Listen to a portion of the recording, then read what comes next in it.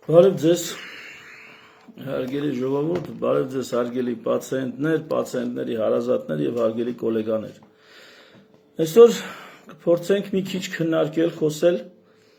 առողջության ապահովագրության մասին, որը գնալով ավելի ակտուալ է դառնալու որպես թեմա, որպես քննարկման առարկա եւ ընդհանուր առմամբ ես ստանձնել եմ ինքնուրույն ինքս ինձ որոշել եմ այս թեմաները առողջության ապահովագրության հետ կապված բավականին մանրակրկիտ ներկայացնել։ Ինչու՞, որովհետև ժողովուրդ ջան, սա լուրջ եւ շատ բարդ թեմա է եւ որպես բարդ թեմա շատ քչերը կարծում եմ կկարողանան պարզ ձևով դա ներկայացնել հանրությանը, շահագրգիռ կողմերին, ավելին ես կարծում եմ շատ քչերը կհասկանան այդ բարդությունը, որ պարունակում է առողջության համապարփակ ապահովագրությունը որպես այդպիսին։ Այսպիսով առաջիկայում դուք կտեսնեք էլի տեսանյութեր, որոնցում ես անդրադարձ կկատարեմ ապահովագրության, առողջության ապահովագրության տարբեր մոդելների, բայց այսօրվա հաղորդումը մի այսպես խոշոր նախաբան որպես եկեք ընդունեք եւ այդ խոշոր նախաբանից եկեք սկսենք։ Ահագին էլ մարդը արդեն հավաքվել։ Եկեք սկսենք։ Ուրեմն նախ մինչեւ մեր կոնկրետ Հայաստանում այս պահին ներդրված առողջապահության ապահովագրության ծրագրին անդրադառնալը, եկեք ընդհանրապես առողջության ապահովագրության մասին մի քանի նրբություն առանձնացնենք, ֆիքսենք, ընդգծենք, որպեսզի պատկերացնենք, թե այս ինչի է ասենց բարդ բան, որը ինչ ա եղել որ։ Ուրեմն առաջին, ապահովագրություն որպես, երևի շատերդ գիտեք ինչ է ապահովագրություն։ Եթե մանրամասն տեսականորեն չգիտեք, օրինակ մենք դպրոցում 9-րդ թե 10-րդ դասարանում անցնում էինք, երևի 10-րդ դասարանում, անցնում էինք տնտեսագիտություն, ֆակուլտատիվ առարկա էր։ Մենք անցնում էինք տնտեսագիտություն եւ ապահովագրության մասին, այսպես մանրամասն տեսական քննարկում եւ ուսումնասիրություն այն ժամանակ ենք արել առաջի անգամ։ Հա, եւ եթե նույնիսկ ասենք դպրոցում կամ չգիտեմ, կյանքում դրա մասին առանձնակի չեք մտածել, մեքենաների վթարներից ապահովագրումը, վարորդների ապահովագրումը վթարներից բոլորդ գիտեք։ Ուրեմն դասական առումով ապահովագրությունը մի բան է, առողջության ապահովագրությունը լրիվ ուրիշ բան է։ Առաջի բանը, որ պետք է մենք ֆիքսենք, առողջության ապահովագրության բազմակողմանիությունը, որը ես մի օրինակով հիմա բերեմ, տեսեք, ավտոմեքենաների ապահովագրության պրինցիպը որն է, կամ ընդհանրապես ապահովագրության ինշուրենսի պրինցիպը որն է, ենթադրենք կան 1000 հոգի մարդ, 1000 հոգի վարորդ, հա, այտենց ընդունենք։ 1000 հոգի վարորդը ժամանակ առ ժամանակ վթարի մեջ է հայտնվում եւ միջինում կարելի է ասել օրինակ, ասենք թե, չգիտեմ, 100 հոգի վարորդ վթարի մեջ է հայտնվում տարվա ընթացքում։ Այսինքն 1000-ից 100-ը վթարի են ենթարկվում։ Եվ այդ ժամանակ իրանց վրա մեքենան սարքելու կամ դիմացինի մեքենան սարքելու ում հանդեպ իրենք սխալ են գործել կամ եթե վթարի մեջ իրանք մեղավոր են, ապա պետք է մի խոսքով այդ 100 հոգու ծախսը քաշվի։ Ապահովագրությունն ինչ է, 1000 վարորդով ամեն մեկը մի քիչ փող է դնում մի ընդհանուր ֆոնդում։ Եվ այդ ընդհանուր ֆոնդը ծածկում է այն 100 վթարներից առաջացած հետևանքները, ֆինանսական ծախսերը, եւ այսպիսով, եթե 10 տարի շարունակ, սա պարտադիր է, այսինքն ապահովագրությունը չի կարա մի տարի լինի ու վերջ։ Եթե 10 տարի շարունակ 1000 հոգի մարդ ամեն տարի որոշակի գումար է դնում ապահովագրական այդ ընդհանուր ֆոնդում, ապա 10 տարվա ընթացքում այդ ֆոնդը փոխհատուցում է 1000 վարորդի վթար ընդհանուր առմամբ։ Ստացվում է, որ ապահովագրությունը այդ է, որ եթե մեզ դպրոցում սենց էին սովորացնում, մենք ունենք 10 հոգով հեծանիվ եւ տարվա մեջ մեկի հեծանիվը կարող են գողանալ, ապա եկեք փող դնենք, որ ում հեծանիվը գողանան, նրա հեծանիվը այս 10 հոգով կառնեն ու կտան։ Լատարեի ոնց որ շաճախ այսպես ասած խաղում են կամ անում են մարդիկ, երբ որ չգիտեմ, ամսական ինչ որ գումար են դնում ընդհանուր ֆոնդում եւ այդ գումարը գնում է 1 հոգու։ Եվ ամիսը 1 հոգու գնալով մի խոսքով մարդիկ որոշակի մեծ քանակի գումար է ձեռքներ են գնում, կարողանում են մի բան անել։ Ապահովագրության տրամաբանությունը սա է։ Հավաքվում են մարդիկ, ովքեր յուրաքանչյուրը շահագրգիռ է, որ եթե իր հետ կատարվեց այդ փորձանքը, ապա մյուսների ներդրումով իր փորձանքի ծախսերը հոգան։ Իսկ եթե իր հետ չպատահեց, ուրիշի հետ պատահեց, ավելի լավ։ Այդ փոքր գումարը, որ ինքը տարեկան ներդնում է, իր համար մեծ խնդրեմ չի։ Առողջապահության ապահովագրությունը այդքան էլ սենց չի։ Այսինքն, եթե վարորդների ապահովագրության հետ զուգահեռ տանենք, պատկերացրեք, հիմա կա վարորդական տրանսպորտային պատահարների ապահովագրություն, բոլոր մեքենա ունեցողները ապահովագրված են։ Բայց պատկերացրեք, բերում են մի ենթադրենք այդ 1000 հոգանոց թիմին, ավելացնում են մի 500 հոգի վարորդ, ովքեր փող չեն դնելու։ Պատկերացրեք, հիմա մենք ասենք, քանի ավտո կա քաղաքում, ենթադրենք 1 միլիոն ավտոմեքենա կա, կամ ենթադրենք 1 միլիոն կամ կես միլիոն վարորդ կա։ Այդ կես միլիոնն էլ ամեն մեկը իր կողմից փող է դնում ընդհանուր ֆոնդում, որով ապահովագրում են տարեկան տեղի ունեցող վթարները, այդ վթարների հետ կապված ծախսերը։ Բայց հիմա պատկերացրեք, որ 1 միլիոն ենք թե կես միլիոն ենք, մի կես միլիոն էլ կողքից մարդ են բերում, վարորդ, իրանց մեքենաներով, եւ ասում են սրանց էլ պետքա դուք փագեք, բայց նրանք փող չեն տալու այդ ընդհանուր ֆոնդին։ Պատկերացնում եք այս իրավիճակը։ Սա եղավ արդեն ապահովագրություն, ոչ, սա արդեն ապահովագրություն չի։ Ահա առողջության ապահովագրությունը այսպիսի մի հարց ունի։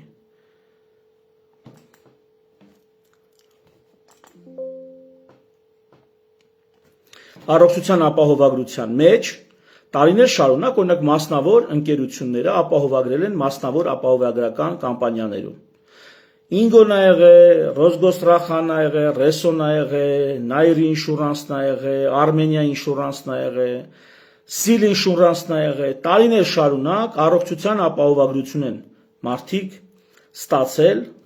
ամսեկան կամ տարեկան որոշակի գումար վճարելով, կամ մարդիկ իրանց գրպանից կամ ենթադրենք ավելի շուտ եւ ավելի շատ կամպանիաները։ Օրինակ, օդանավակայանի աշխատողները օդանավակայանի կողմից ապահովագրված են եղել առողջության ապահովագրությամբ։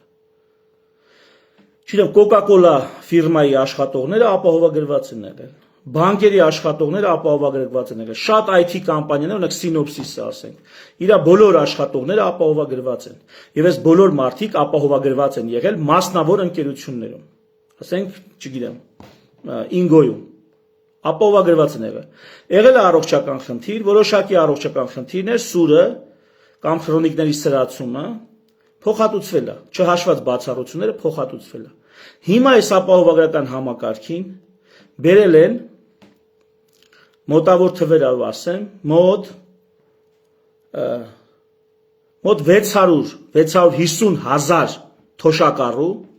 որոնք գումար չեն տալու ապահովագրականին։ Ասում են, իրանց էլ պետք է ապահովագրեք։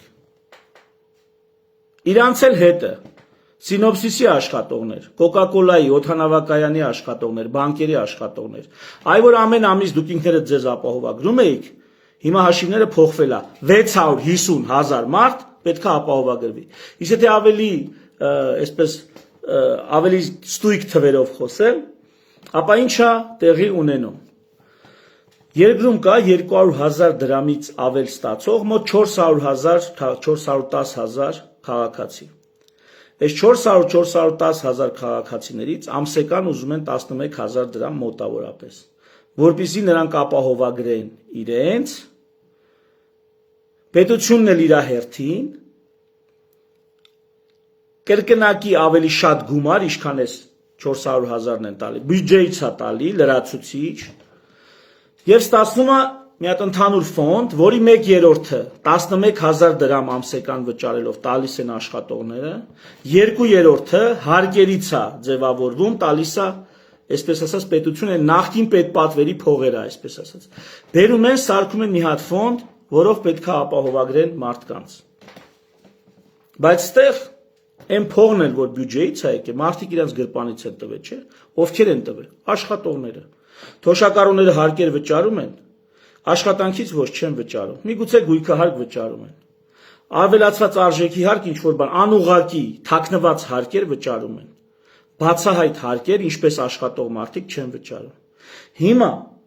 Միջև այս պահը մենք ունեինք իսկական առողջության ապահովագրություն,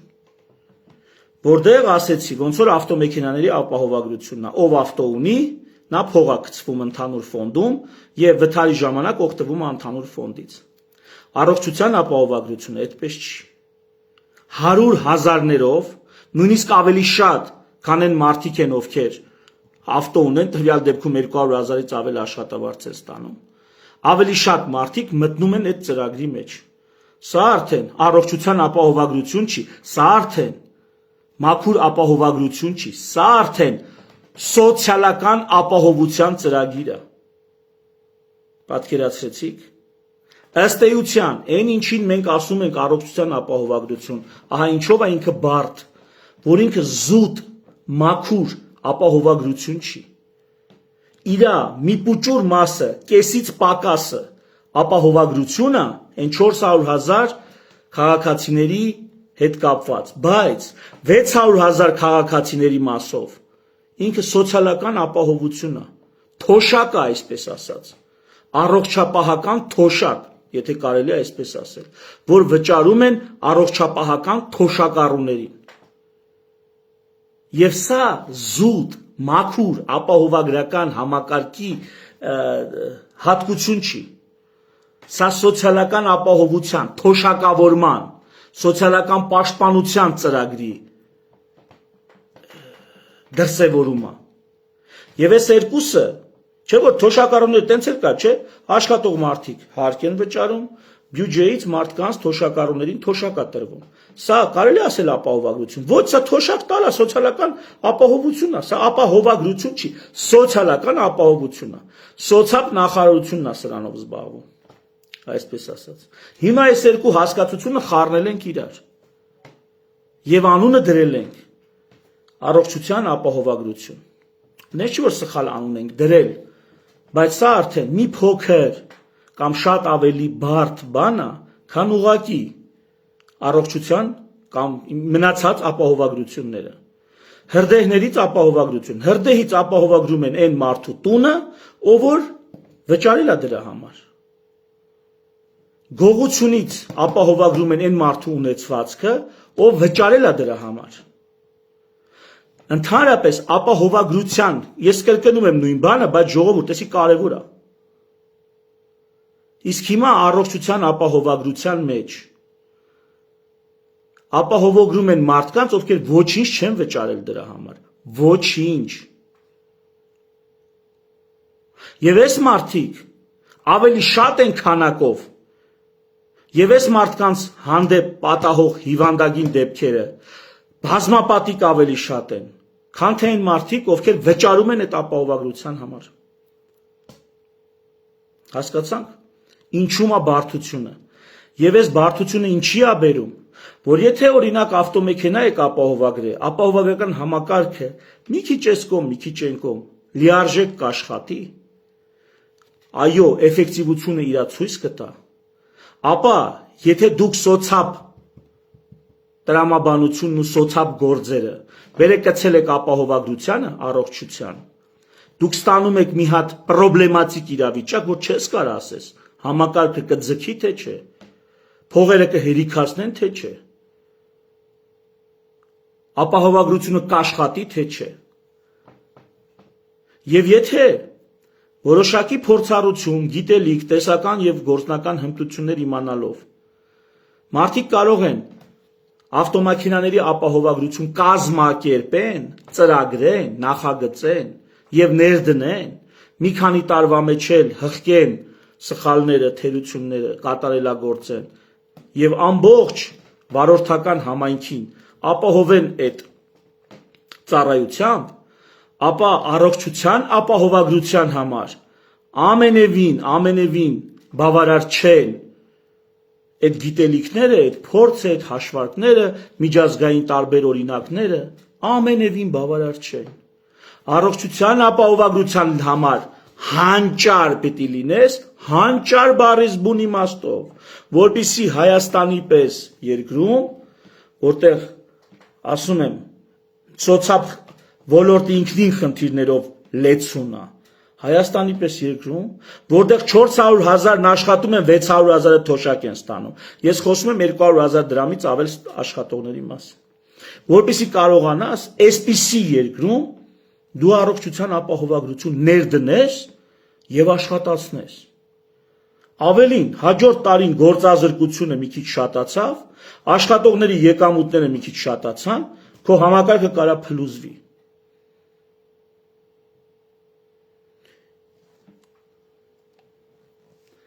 Երրորդ հարցը, շատ կարևոր, որ առողջության ապահովագրության մեջ կա։ Սովորական ապահովագրության մեջ, օրինակ ավտոմեքենաների ապահովագրության մեջ, առանձնակի չենք մտածում, թե օրինակ վտարսված ավտոմեքենաները, որ վերականգնում են, վերանորոգում են, այդ ռեմոնտ անողները, դզող փչողները, ավտոմեքենայի մասնագետները, ավտոմեքենայի բժիշկները, այսպես ասած, այդ մարդիկ ինչքանով են որակյալ աշխատում, նրանց աշխատանքը ինչքանով արդյունավետ եւ այլն։ Այս ամեն ինչի մասին ավտոինշուրանսները չեն մտածում։ Ասում են ախպեր ջան, մենք ասա ինչքան է կազմում քո ավտոմեքենայի ծախսը։ Այսքան է կազմում, շուկան ընդհանուր հայտնի է, շուկայական գներով փոխհատուցում են։ Շուկայական գներով, որտեղ ավտոմեքենաների դզող փչողների այդ շուկան որոշակի գներ արդեն ձևավորել է։ Տարիների ընթացքում կարա դե փոփոխվի, այդ փոխհատուցումն էլ քիչ-քիչ կփոփոխվի որոշ չափով։ Առողջության ապահովագրության մեջ այսպես չի։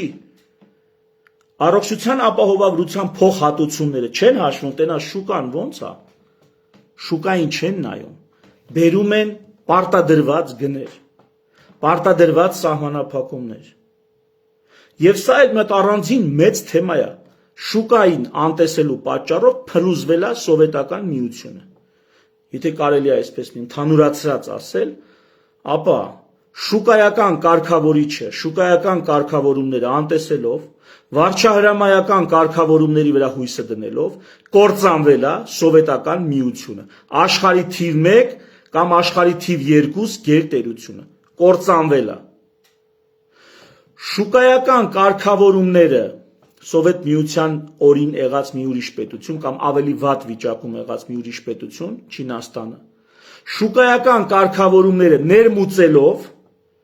իր տնտեսական համակարգ,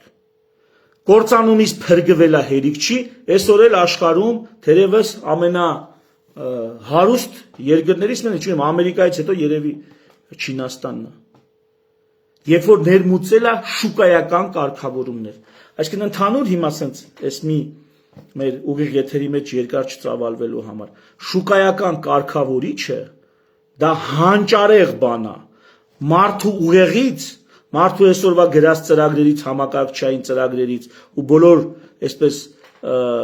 գործիքներից շատ ավելի զորեղ բան է շուկայական կարգավորիչը։ Հիմա ես ինչի եմ ասում, որ ապահովագրական, բժշկական ապահովագրության մեջ դու անջատում ես շուկայական կարգավորիչը։ Ասում ես հələ մի րոպե, այս ամեն գները կասենք ոնց է ճիշտ։ Սա եւս մի օրինակ, թե ինչով է առողջապահության ապահովագրությունը տարբերվում սովորական ապահովագրությունից։ Որովհետեւ եթե մարդը իր ապրանքը ապահովագրել է ու այդ ապրանքը գողացել են, ապա ինչքան են վճարում, այդ ապրանքի գինը շուկայում ինչքան է։ Այսքան է, ավտոն են գողացել, ավտոյի գինն ինչքան է, այսքան է, հանուն փողը տալիս են, տունը այրվել է, պաժառանգ է, հաշվում է տունը ինչքան է, ծախսերն ինչքան է, հանուն տալիս են, առողջապահական համակարգում այդպես չի, տալիս են այնքան ինչքան ճիշտ են գտնում, հարմար են գտնում, այս էլ առանձին հարց է, թե այս գները ոնց են որոշվում, ոչ շուկայական կամ արտաշուկայական այս կարգավորումը, սա էլ առանձին հարց է, ես ասում եմ, ամեն ինչի մասին մենք դեռ կխոսենք։ Բայց սա եւս մի հատ կողմ առանձնահատկություն, որով օժտված է առողջապահության ապահովագրությունը եւ օժտված չեն, ու սովորաբար օժտված չեն, այլ ապահովագրական ծառայություններ։ Եվ կրկնում եմ, այս կարգավորիչից հրաժարվելը սա լուրջ թեմա է, շատ լուրջ։ Մյուսը դե որակը արդեն ասեցի, ստեղ է մտնում նաև որակը, հա, առանձին, որակի վերահսկողությունը, մտ առանձին թեմա է։ Եվ էլ ինչ էր կա։ Նու լավ, հələ որ այսքանը, բայց էլի կա։ էլի քննարկելիքներ կան։ Այսպիսով առողջության ապահովագրությունը ժողովուրդ ջան, դա պրոստը սովորական ապահովագրություն չի։ Շատ մարդիկ շատ խելոք բաներ սովորել են առողջության ապահովագրության մասին։ Ձեզ էլ կգան կասեն, կբացատրեն, բայց նրանք այն օրը, երբ որ պրավալ գնաց ամեն ինչ, նրանք ոչ մեկը չի կանգնելու պատասխան տա, թե խի պրավալ գնաց։ Որովհետև այս թեման սրան էլ անդրադառնում։ Աշխարհում ամենածանր թեմաներից մեկն է։ Պետությունների առաջ ծառացած ամենածանր թեմաներից մեկն է։ Գերմանիայի օրինակից մի բան բերեմ, որտեվ թե մերոնք մի քիչ անգլիական մոդել, մի քիչ խառը վիճակներ, բայց Գերմանիայի օրինակից բերեմ, ուրեմն ամեն աշխատող մոտավորապես իր աշխատածից մոտ 14.5-15% վճարում է առողջության ապահովագրության համար։ Աշխատավարձից 15%։ Էսի հələ պետպատվերը չհաշված, այնտեղ առանձին պետական աջակցություն էլ կա, պետպատվերի պես մի բան։ Բայց 15%, որից 7.5-ը վճարում է աշխատողը, 7.5-ը գործատուն։ Դա մոտավորապես 200,000 Հայաստանի հաշվարկով անեմ, 200,000 ստացող մարդուց փաստացի պետքա գանձվի 15%, 30,000 դրամ ամեն ամիս։ Մենք վճարում ենք 11,000 դրամ։ Բայց ամեն ամիս պետք է գանձվի 30,000 դրամ, որ մոտենաս գերմանական մոդելի հնարավորություններին, թեև այնտեղ շատ տարբերություններ կա։ Հայաստանում կարա 200,000 ստացողը 30,000 դրամ ամեն ամիս վճարի։ Հա? Մեգուցե կարա։ Պլյուս պետպատվեր։ Այսեղան գումարած պետությունն էլ իր հերթին պետք է վճարի, որ ապահովագրությունը աշխատի։ Հայաստանում այս պահի դրությամբ 3 անգամ ավելի քիչ է վճարում։ Իսկ արդեն կես միլիոն ստացողը ենթադրենք, պիտի վճարի ինչքան է։ 5 անգամ 15,000, 75,000 դրամ։ Ամեն ամիս 75,000 դրամ։ Տարեկան դա անում է ինչքան 900,000 դրամ, 1 միլիոն դրամ համարյա։ Այսինքն 750,000 ստացողը, 700,000 ստացողը տարեկան պետք է 1 միլիոն դրամ վճարի առողջապահության համակարգին, որ մենք մոտենանք այդ համակարգի իրականացնելիության գերմանական օրինակին։ Եթե մնացած ամեն ինչ իդեալականը ճիշտ այնպես ինչպես Գերմանիայում։ Ասենք Գերմանիայում օրինակ ինչն է տարբեր։ Գերմանիայում գների որոշման համար բժշկական ասոցիացիաները մասնակցում են, որոշում են կայացնում։ Հայաստանում չկան այդքան вор ունեցող բժշկական ասոցիացիաներ, ովքեր կարանան պետության ասեն, չէ, սենց չի, սենց է, այս գնով չենք աշխատի։ Հայաստանում հպատակների հանրություն է։ Չկան այնպես մասշտաբի ասոցիացիաներ, հիմա թերապևտների ասոցիացիան ենթադրենք, որոշել է կոնսուլտացիայի գները ինչքան պետք է լինեն։ Դե պետությունը դրeu պեչատել է, սենց է ու վերջ։ Իհարկե չի որոշել։ Իհարկե այդպիսի ասոցիացիա էլ չկա, որտեղ բոլոր թերապևտները ձեռ-ձեռի բռնած իրանց շահերի համար պայքարում են։ Այդպիսի բաներ գոյություն չունի։ Շահերի համար պայքարող, շահերի համար համախմբված ասոցիացիաներ, արհմիություններ Հայաստանում գոյություն չունի։ Բայց եթե մի բան, որը որոշելու է այդ բժիշկների վաղվա աշխատավարձը, Հայաստանում գոյություն չունի, իսկ Գերմանիայում հենց այդ մի բանն է,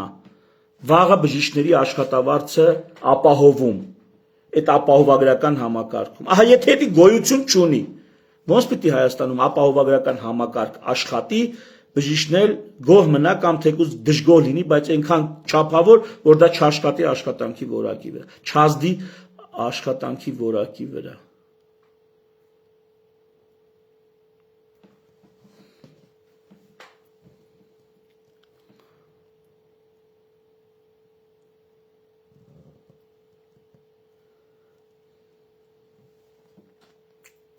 Առանձին տարբեր մոդելների մասին դեռ կխոսենք։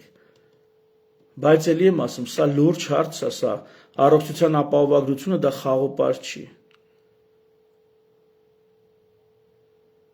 Եվ այն ինչ մերոնք նախաձեռնել են, ես կարծում եմ, չեմ ուզում կռամ, չնայած բազմիցս արդեն կռացել եմ։ Ես կարծում եմ, դա տեխնիկապես անհնար է իրականացնել մեր պայմաններում։ Տեխնիկապես դա որակյալ էլի, էֆեկտիվ։ իրականացնել անհնար է։ Մի քանի թվեր բերեմ, այս հաղորդման միտքը առաջացավ այս թվերը հաշվարկներ իրականացնելու ժամանակ։ Մի քանի թվեր բերեմ, ժողովուրդ ջան։ 200,000 դրամից ավել ստացող մարդիկ, այսինքն մոտ 400,000 մարդ հանրապետությունում, ամսական 11,000 դրամ տալիս է իր առողջության ապահովագրության համար։ Այդ նույն գումարը, մոտավորապես այդ նույն գումարը, մարդիկ տալիս էին մասնավոր ապահովագրականը Ռոսգոստրախնա, Ինգոնա, Ռեսոնա, Նայրի ինշուրանսնա, Արմենիանա, ում անունը մոռանում եմ, կներեք։ Այս ապահովական ընկերությունները մոտավորապես ամիսը 11,000 դրամ վերցնում էին, այս աշխատող մարդկանց ապահովագրում էին։ Հիմա պետությունն եկել է, ասում է չէ։ Չնայած ընդ արդեն վճարել են, բայց կապ չունի։ Ասում է իզուր եք վճարել։ Հունվարի 1-ից 11,000 դրամ ամեն մեկը կտակ, որ այդքան առողջության ապահովագրություն անենք։ Ասում ես ում։ Ասում է այն ամբողջ թոշակառուներին, 65+ անձանց եւ պետպատվերից օգտվողներին։ Մի խոսքով այդ բոլորին։ Պլյուս այդ 400,000 մարդուն, եթե միջև այդ չէին, բայց այդ 400,000-ի մեջ մտնում են նաեւ ուսուցիչներ, չգիտեմ, ուրիշ մարդիկ։ Մի խոսքով այդ 400,000-ին ասում է եկեք ստեղ 11,000 պիտի տակ, որ պետությունը ձեզ եւ այն հսկայական կոնտինգենտին առողջության ապահովագրություն անի։ Դա հունվարի 1-ից 26 թվականի, այս տարի։ Հիմա մենք հուլիսի 19-ն է։ Ապրիլի 1-ից իշխանությունները ասում են 10,000 դրամով բարձրանում են թոշակները։ Այն 600,000 հոգու։ Ապրիլի 1-ից են 600,000 հոգու թոշակները բարձրանում են։ 10,000 դրամ ամիսը։ Եթե կլորացնենք, այն 11,000-ը ստացվում է 400,000 քաղաքացուց։ Հունվարի 1-ից դու ամիսը 11,000 դրամ տալիս վերցնում ես, որ առողջության ապահովագրություն իրականացնես։ Ապրիլի 1-ից այդ փողերը, կոպիտ ասած, այդ փողերի չափ փող ուղարկում ես թոշակառուներին, որոնք 600,000 են, ավել են։ Ստացվում է, քո թոշակների բարձրացումը ավելի շատ փող է, քան թե այն փողը, որ տալիս են այդ 400,000 մարդը ապահովագրվելու առողջության ապահովագրություն ունենալու համար։ Ստացվում է, որ փաստորեն առանց այդ հունվարի 1-ից եկած ապահովագրության համար արվող վճարների, տուրքերի, պետությունը կարար, հա, այդ 400,000 մարդուն, այն թոշակառուներին հետը գյուր ապահովագրեր ինչքան որ պետք է, ինչքան MRT պետք է նշանակել։ Դե գիտեք միջև ընտրություններ ինչա տեղի ունեցել։ Փաստացի ստացվում է, որ իշխանությունները ի վիճակի էին այս երկրում 200,000-ից ավել եւ բոլոր թոշակառուներին առողջության ապահովագրություն տալ, պրոստը ես իմ հավայի 11,000 վերցեցին, հետո էլ 10,000 թոշակները բարձրացրեցին։ Ալոյի գլխար, բալոյի գլխին։ Փաստորեն հնարավոր էր, եթե հնարավոր էր, այդ 11,000 այդ մարդկանցից ինչ էիք վերցնում։ Հենան էիք էլի։ Եթե մենք պետություններս փաստորեն Դուբայի պես, չգիտեմ, Քաթարի պես, չգիտեմ, այն նավթային հարուստ երկրների պես այնքան հարուստ ենք, որ կարանք խոստանանք առողջության համապարփակ ապահովագրություն, ինչքան թոշակառու կա իրանց, 65 տարի պլյուս անձանց եւ 200,000 դրամ ավել ստացող մարդկանց։ Ընդհանուր առմամբ միլիոնից ավել մարդ, 1,5 միլիոն մարդ։ Եթե այդքան փող ունենք, որ կարանք այդքան մարդուն գյուր ապահովագրենք, 1,5 միլիոն մարդու, այն 11,000 դրամ ամսական չեք հավաքում։ Ոստից 11,000 վերցնեք, ընդ տանեք տակ թոշակառուին 10,000 դրամ։ Պրիտոմ էլ եմ ասում, թոշակառուները մի 150-200,000 ավելի շատ են իրանց քանակով, քան այդ 11,000 վճարող աշխատող մարդիկ։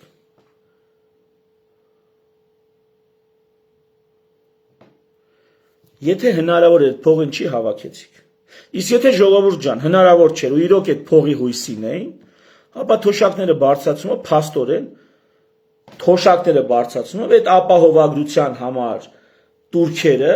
գնում են թոշակ։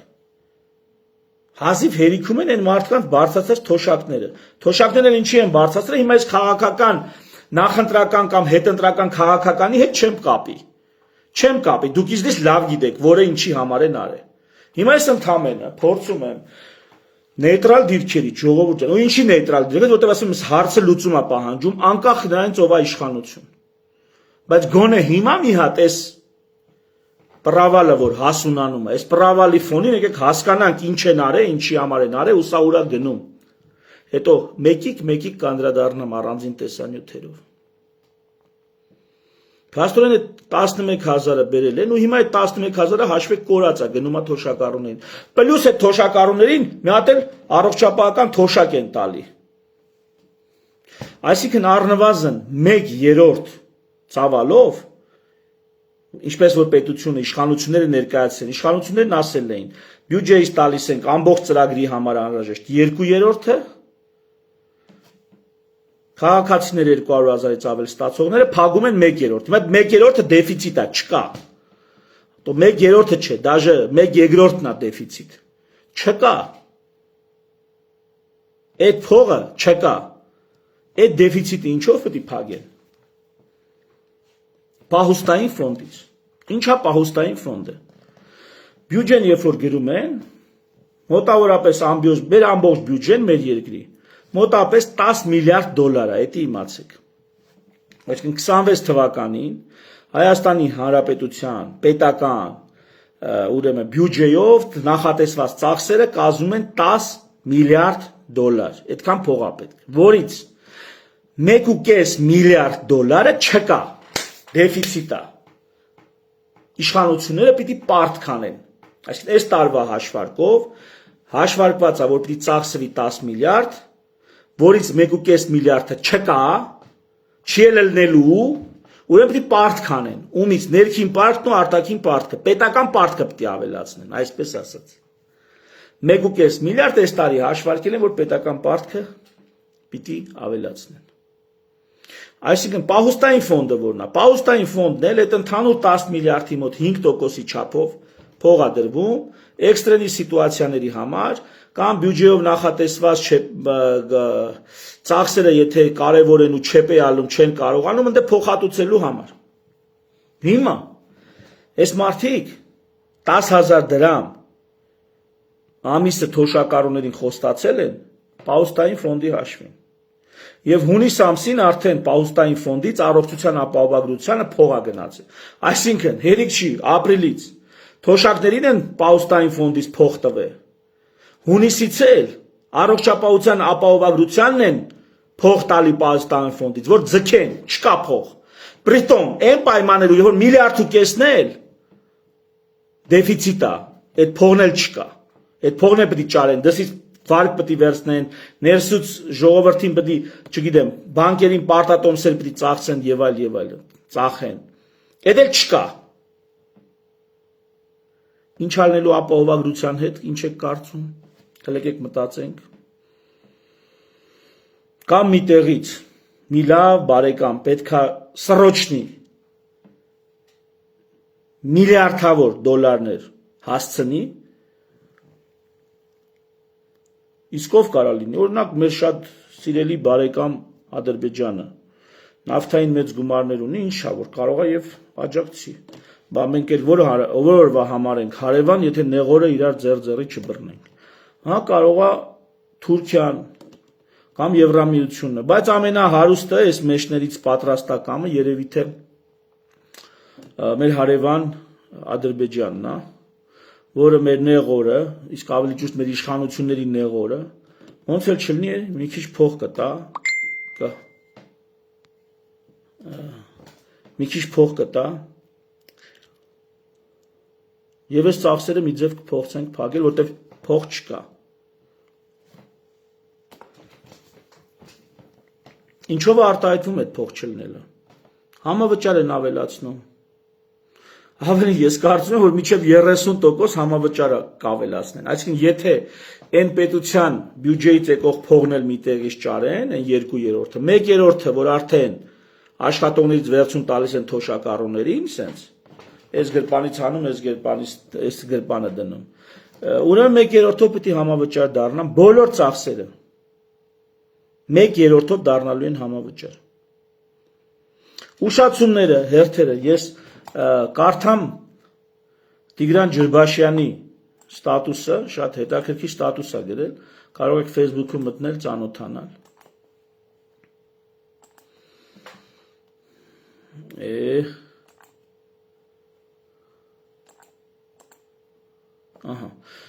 Տեսեք ինչա գրել։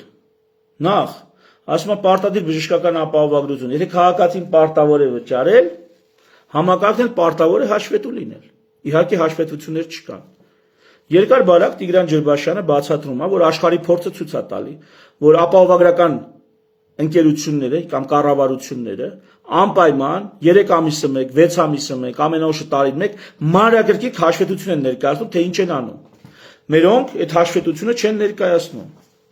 Ավելին, եթե այդ հաշվետվությունը չեն ներկայացնում, թե հարցերը առաջանում, ժողովուրդ, այս ինչ է կատարվում։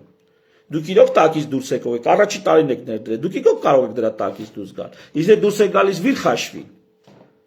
Կարող է Միամիտ Ալիևն է մեզի ապահովում այդ խնդիրները։ Իսկ դրա դիմաց ինչ է ուզում։ Չխորանանք։ Եվ ինչ է ասում, որ ընդ որում սահմանափակումը բանը ասում է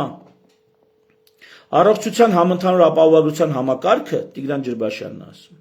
Գործում է արդեն մի քանի ամիս եւ իմ կարծիքով առաջիկայում այն կանգնելու է բավական պարզ ընտրության առաջ, կամ պետք է ավելացնել պետական բյուջեից ծառայությունների իրական հասանելիությունը։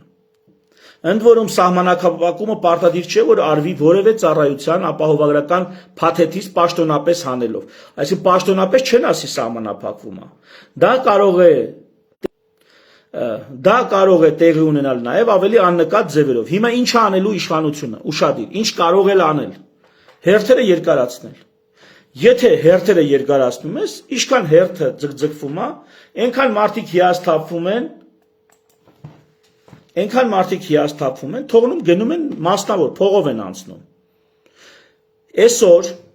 ես էսի ամենայն պատասխանատվությամբ եմ ասում։ Եթե կա հերթի սպասող որևիցե պացիենտ, անալիզի է սպասում, հետազոտության է սպասում, թե վիրահատության, թե բուժման, թե կոնսուլտացիայի,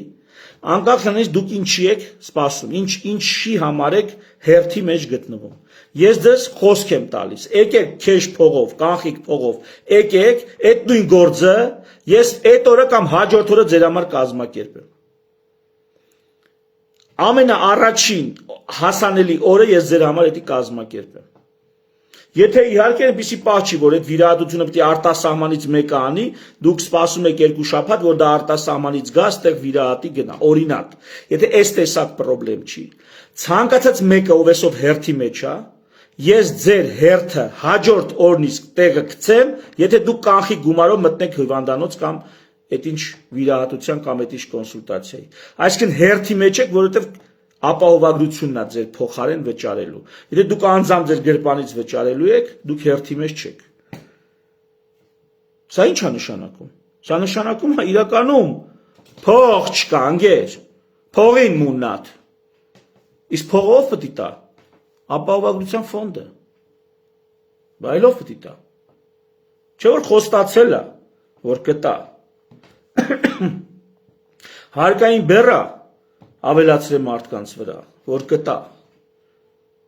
Իշխանությունը վերցրե կամ զավթե, խոստանալով, որ կտա։ Ու այդ զավթած իշխանության դեմ գարի պես նստեն նայում եք, պուշ կերած օչխրի պես նայում եք այդ զավթմանը։ Գիտեք խի, որտեղ խոստացել է, որ կտա։ Հիմա ես ասում եմ,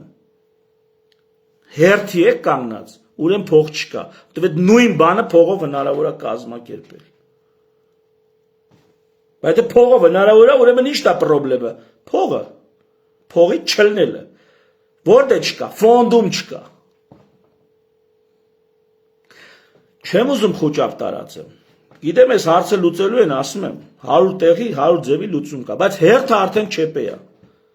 Որովհետև ես օրինակ հիվանդանոցների համար էլ ասեմ, տենց էլ լնում է, գնում է հիվանդանոց, հիվանդանոցն ասում է տեղ չունենք։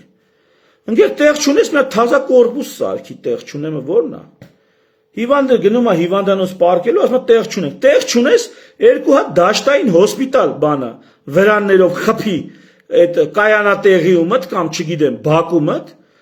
ծավալի այդ հոսպիտալը պացիենտներին օգնություն ցույց տուր։ Դու եկել ես հիվանդանոց ես դարե, նստել ես այդ գործն անելու համար, տեղ չունեմը ո՞րն է։ Էդ ի՞նչ պատասխանա տեղ չունեմ։ Էսի արդեն մասնավորներին եմ դառնում։ Դու ստանձնել ես այդ գործը, այս գործը մաքուր շուկայական չի, ես տեկա դեոնտոլոգիա, բժշկական էթիկա, պարտքի զգացում։ Դու պատի անես, եթե վիզ ես վերցե էտի անել։ Չէ գնանք այդ հյուրանոց բացի, ասա տեղ չկա։ Էդի երբ որ հյուրանոցի դիրեկտոր կլնես կամ հյուրանոցում մենեջեր կլնեք, կգա հյուրդ կասես տեղ չկա, ինքը սուսփուս պետք է հետ գնա։ Դե տեղ չկա, բայց չես կարա հիվանդանոց սարքես ու աշխատացնես։ Սկորին հիվանդին բերի դու ասես տեղ չկա։ Այդտեղ չի լինում։ Ուրեմ շփոթել է, շտոտը չէ ջոգում ինչով է զբաղվում։ Ընկեր տնօրեններ հիվանդանոցների։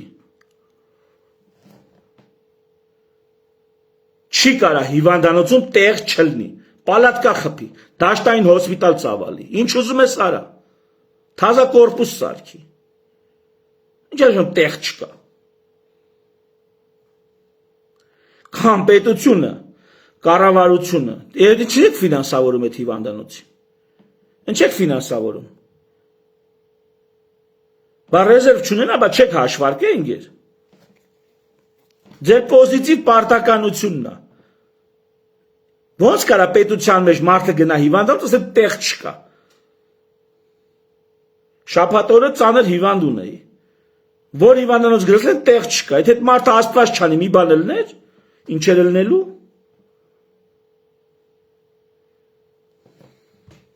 Ով էր պատասխան տալու։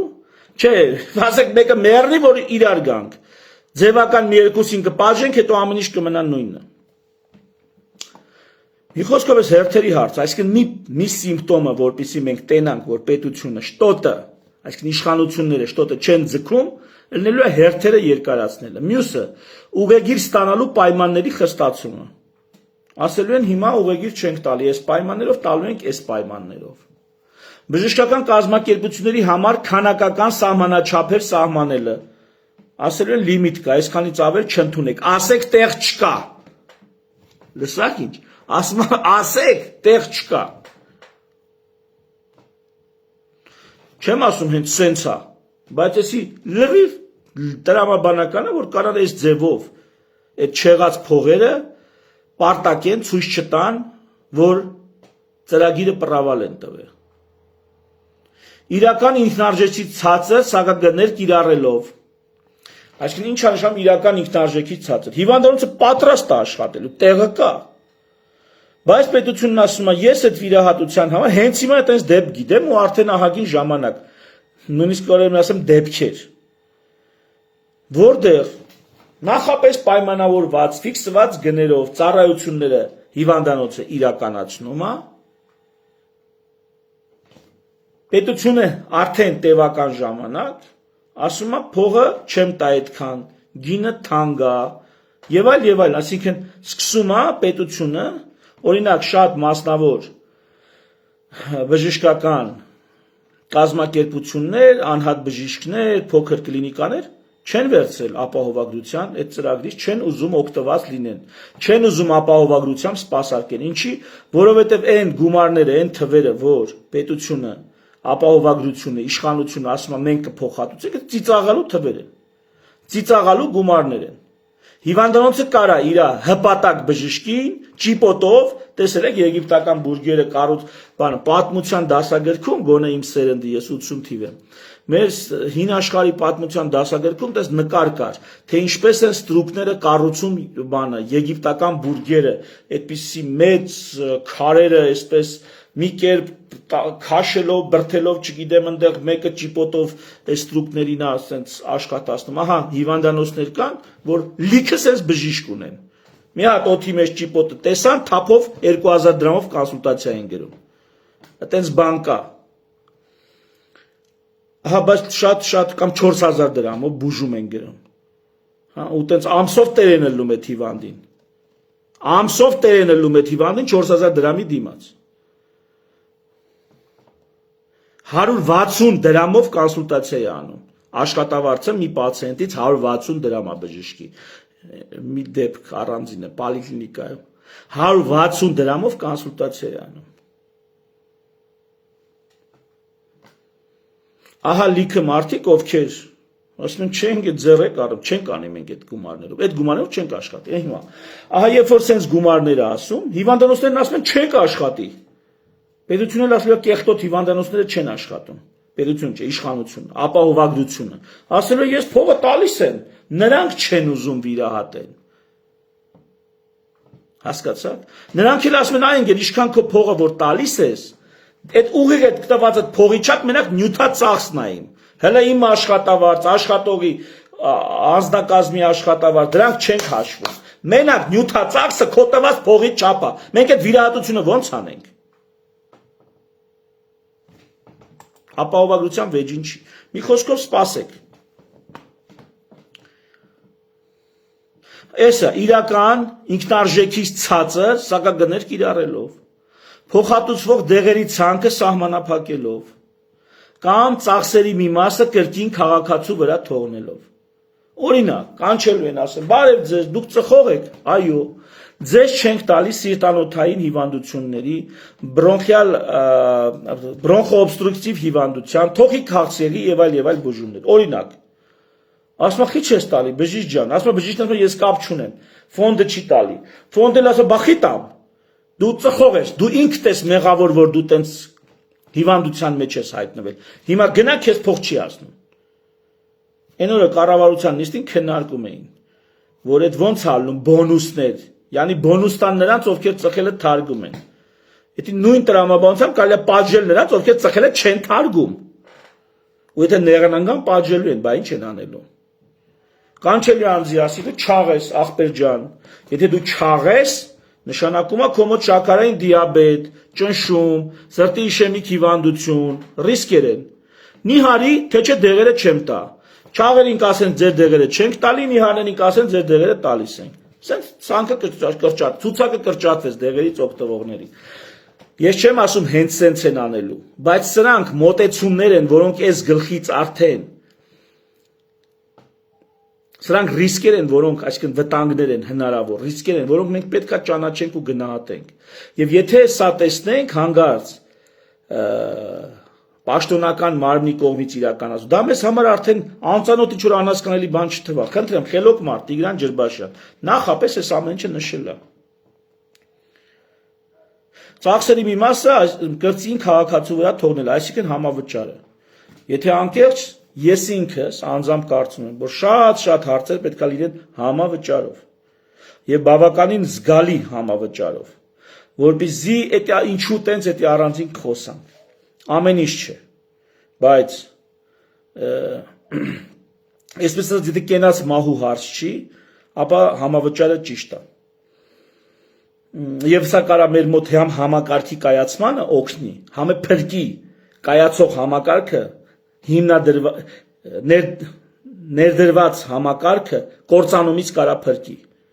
համավճարները։ Ավելին ես նույնիսկ կարծում եմ, թեև ես միտքը հում է մոտս, ես հələ խմորում եմ։ Ես նույնիսկ կարծում եմ, որ ոչ թե պետությունը պետք է փողը փոխանցի, այլ պետությունը պետք է հիվանդին ասի ինգեր։ Այս դեպքի համար ես քեզ տալիս եմ 1000 դրամ։ Գնում ես միտեղ, որտեղ 2000-ով են այդ գործանում, իմացի 1000 դրամ իմ կողմից ունես։ 1000 դրամն է քո գրպանից դիր։ Ուզում ես գնանդեղ, որտեղ այդ գործը 5000 դրամով են անում։ 1000 դրամ իմ կողմից ունես։ 4000-ն է քո գրպանից կդնես։ Շատ ես ուզում գնանդեղ, որտեղ այդ 10 միլիոնով են անում։ 1000 դրամը ես քեզ տալիս եմ։ Այն մյուս գործի համար ես քեզ տալիս եմ 1 միլիոն դրամ։ Գնա այդ 1 միլիոնը իմ կողմից ես տալիս եմ։ Այն մնացածը դու ինքդ գիտես։ Ահա սենց, այսինքն փողը գնա պացիենտի հետևից։ Ոչ թե պացիենտը գնա ասի ինձ ինչ հասնում արեք, ասեն չէ ինքը դու ես պատասխանատու, դու ծախսի մեջ պետք է դեր խաղաս։ Ինչու որտեղ ստեղ ինչ որ չափով շուկայական կարգավորիչը սկսում է աշխատել։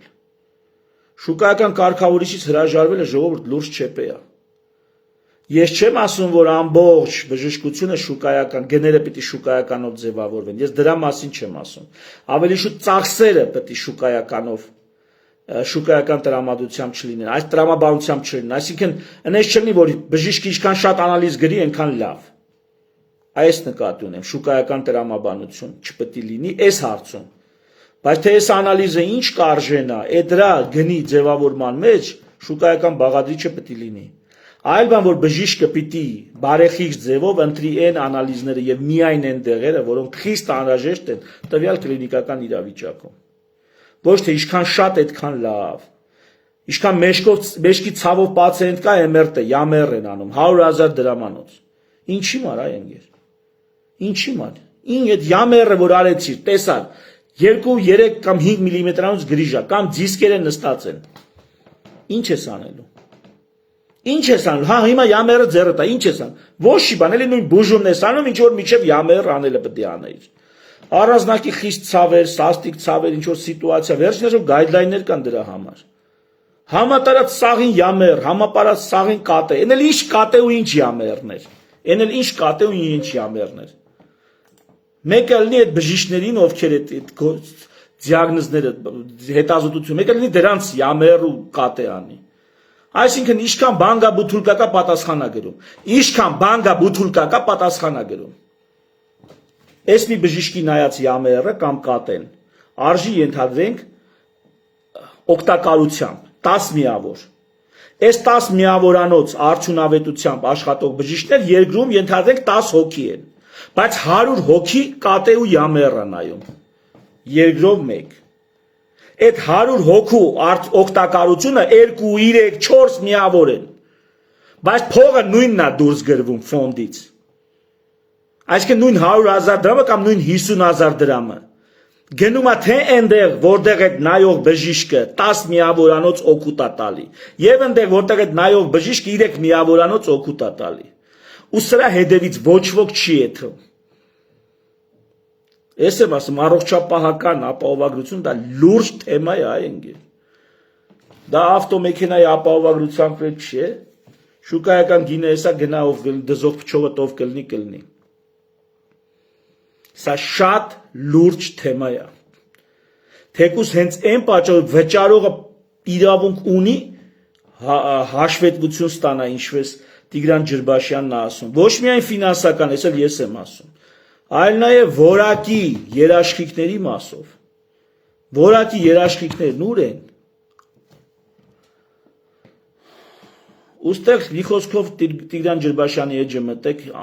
երեք ինքը էս բանը գրառումն արել ահագին հղումներ է տվել, որտեղ ինչ ձև են հաշվետվություն ներկայացնում եւ այլ եւ այլն։ Ես խնդրել եի հարցեր գրել իմ այս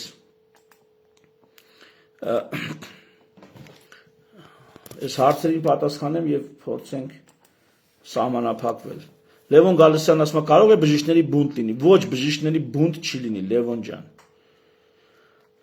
Բժիշկների հանդեպ այնքան ոտնձգություններ են այսքան տարիների մեջ եղել, սկսած շտապօգնության բժիշկին տփելով, առանց փողի կամ չնչին գումարներով աշխատցնելով, հանիրավի գործից ազատելով, նսեմացնելով, ստորացնելով հիվանդների, մանավանդ VIP հիվանդների, ստատուսով հիվանդների, այլանդակությունները հանդուրժելով, իսկ չհանդուրժելու դեպքում նկատողություն ստանալով, բժիշկների գլխին ինչ ասես չեն բերել այս ընթացքում։ Ու բժիշկները բունտ չեն արել։ Բժշկական համայնքը ոչ թե առանձին վերցած բժիշկներ կամ անհատ բժիշկները, համայնքն ընդհանուր առմամբ այնքան արժանապատվություն չունի, որ որևիցե հարցի հետ կապված բունտ անի, առավել ևս այս հարցի հետ։ Հա, դա իմ դիագնոզն է, հարգելի գոլեգաներ։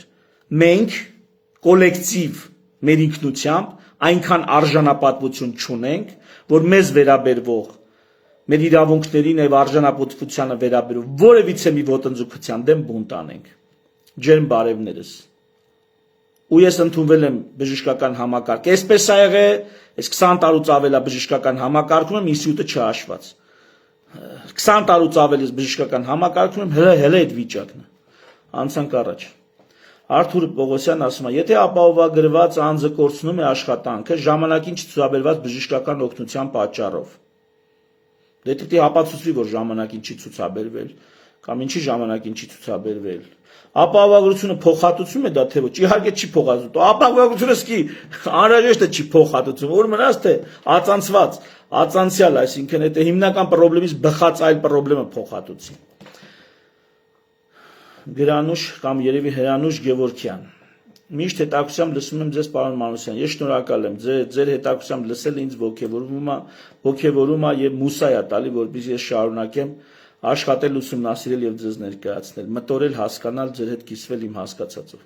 Սուսաննա Ղազարյան, ինչու ես պետք է վճարեմ ապահովագրավճար 12 ամսվա համար, եթե ես աշխատել եմ ընդամենը 5 ամիս եւ մայիսից երկրում չեմ եւ չեմ վերադառնալու։ Սուսաննա ջան, չեմ կարող այդ հարցին պատասխանել, բայց դուք 12 ամսվա համար, չգիտեմ, դժվար թե վճարեք, որտեղ որքան գիտեմ ամսական են վճարում եւ ամենայն անհատ ձեռներեցներն են, որ ամբողջ տարվա համար միանգամից վճարում են։ Որքան ես գիտեմ ամսական են վճարում, այնպես որ դժվար թե ձեզանից ամբողջ տարվա համար վերցրած լինեն գումար։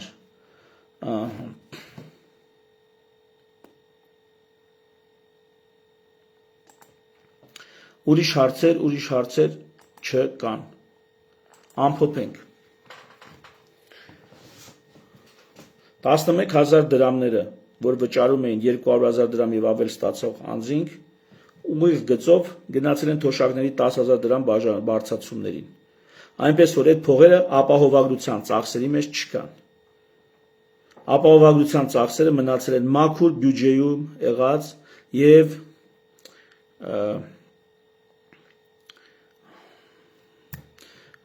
ֆոնդի այդ հատուկ իրավիճակների ֆոնդը։ Մի խոսքով, այդ 5%-ը պաուստային ֆոնդի հույսին։ Ընդհանուր բյուջեն ինքն իրանով ունի 1.5 միլիարդ դոլարի դեֆիցիտ։ Այսինքն դոլարի դեֆիցիտը վրադիր, առողջապահական համակարգն ինքնին արդեն ունի 1/3-ի դեֆիցիտ առանձին վերցրած, եւ թե այս հարցը ոնց է լուծվելու, չգիտեմ, բայց կարեւոր է որ մենք իմանանք,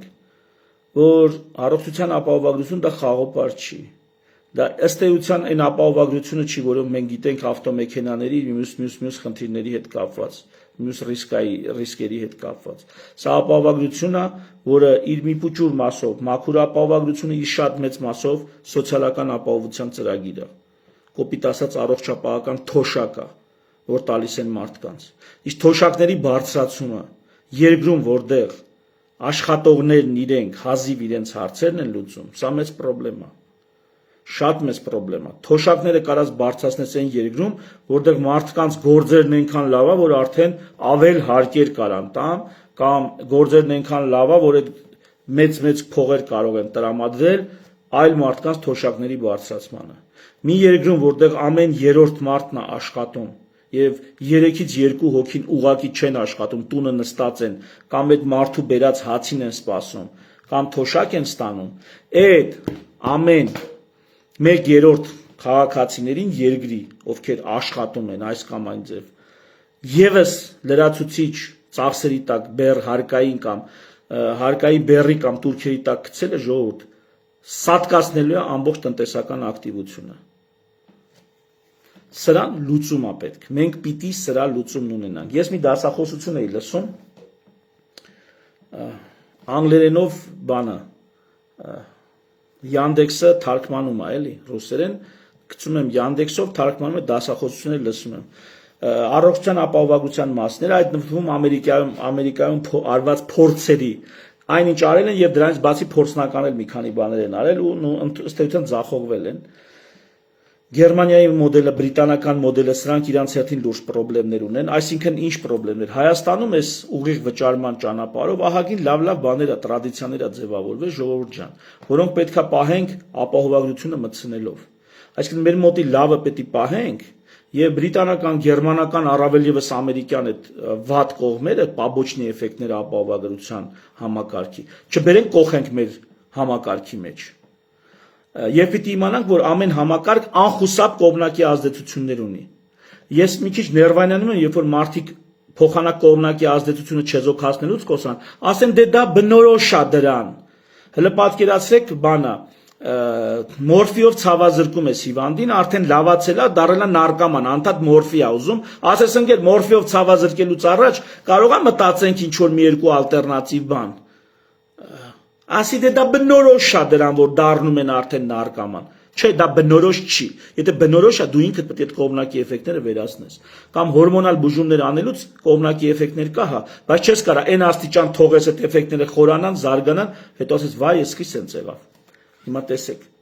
Մենք ինքներս պետքա մտածենք, ես այս առաջիկայում կներկայացնեմ հաղորդումներ տարբեր ապահովագրական համակարգերի մասին, նրանցում արկա վատ կողմերի մասին, նրանցում արկա լավ կողմերի մասին, ու փորձենք մեր երկրի համար խելքի տալով մի բանի գանք, մի ընդհանուր լուծման գանք։ Ու անկախ նրանից այսօր ով է իշխանության, մենք դե բժիշկ ենք, մենք դե հիվանդ ենք, մենք դե հիվանդի հարազատ ենք։ Ահա։ Ուրեմն մեզ լուծում է, չէ՞ պետք։ Անկախ նրանից ով է իշխանության։ Ինչի որ այսօր իշխանությունը փոխվեց, այն մյուսները որ գալու են, գիտեք լուծումներ ունեն Հայաստանի համար։ Չկա Հայաստանի համար լուծում։ Այդ ամերիկյան դասախոսության մեջ այսպիսի մի բան է այդ բանախոսը ասում, դասախոսը ասում է ապագայի խնդրը մարդկության առաջ երկուսն է լինելու։ Գլոբալ տաքացումը եւ առողջապահական ապահովագրությունը։ Եվ եթե Գերմանիայում օրինակ 14%, Ամերիկան մոտ 20%-ի չափ, Ավստրալիան 20 քանի տոկոսի չափ ամեն ամբողջ բյուջեի 1/5-ը ժողովուրդ ջան գնում է ապահովագրության վրա։ Դա նույնն է, որ Հայաստանում հիմա ապահովագրության վրա գնար, բյուջեն 10 միլիարդ դոլար է, 2 միլիարդ դոլարը գնար ապահովագրության վրա։ 2 միլիարդ դոլար ապահովագրություն ելներ։ Պատկերացնում եք։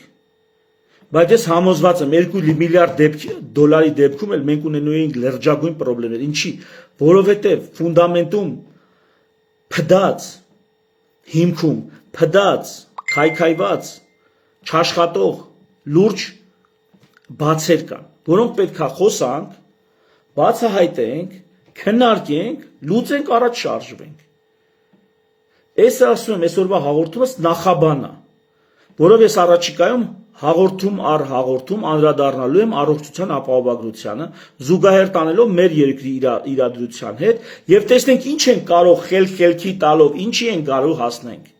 Ու մի շատ կարևոր բան էլ կասեմ։ Ապահովագրության համակարգի գրեթե բոլոր մոդելները հիմնական են, մեծ խոշոր մոդելները, հիբրիդ մոդելներին այդքան չեմ ասում։ Դրանք արվել են կառավարիչների, տնտեսագետների, քաղաքական գործիչների, այս տեսակ մարդկանց կողմից, բժիշկների կողմից, ներքևից, առաջարկ չի եղել, գլոբալ առաջարկ չկա։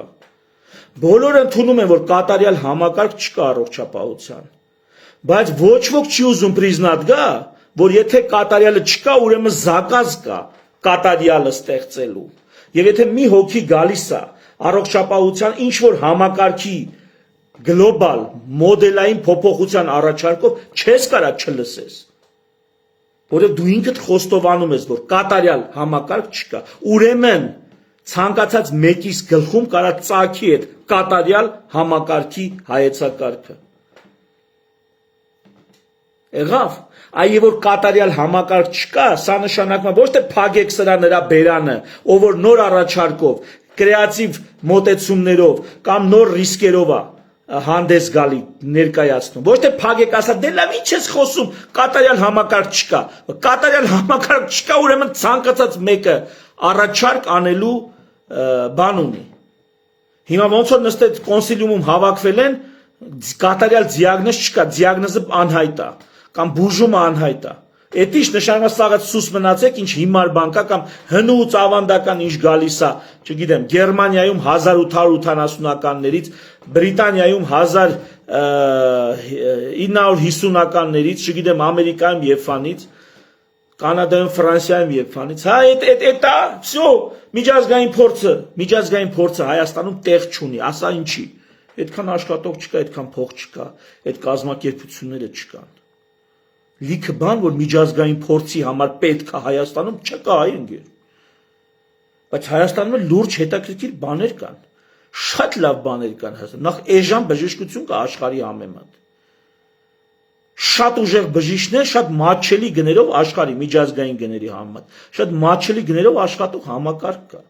Կարող են այս ձևակերպենք մի բան էլ դրսից մարդ բերենք, ստե բուժենք, ճամփենք։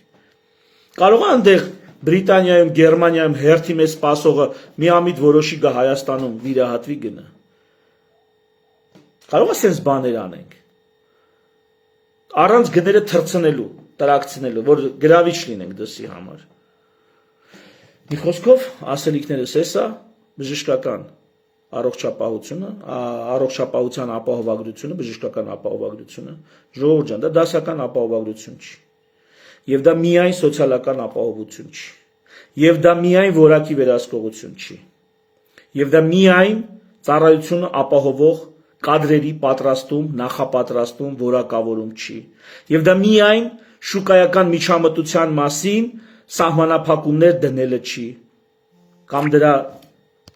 չափը որոշելը չի։ Դա ահռելի մեծ թեմա է, որով ինքը տարբերվում է մնացած